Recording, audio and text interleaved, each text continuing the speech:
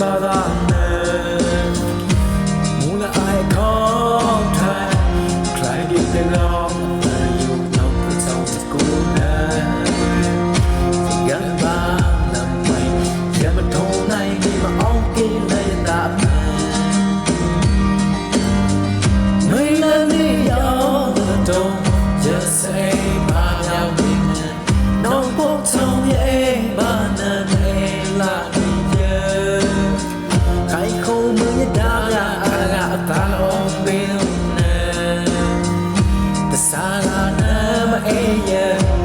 lại đi tới gòn mà dù giờ ba ta đi ô ghé cho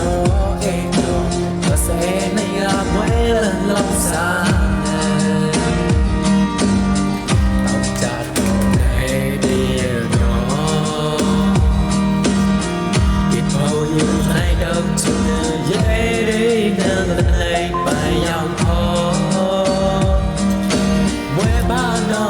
ta làm đi đã thấy sẽ to mà ta đến đi đi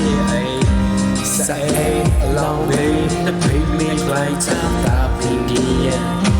đồ em ta mai đi nóng nơ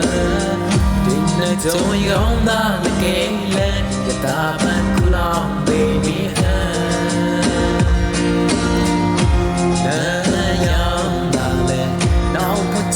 nó lo cho thì cái yes quay đó này mày không biết tôi này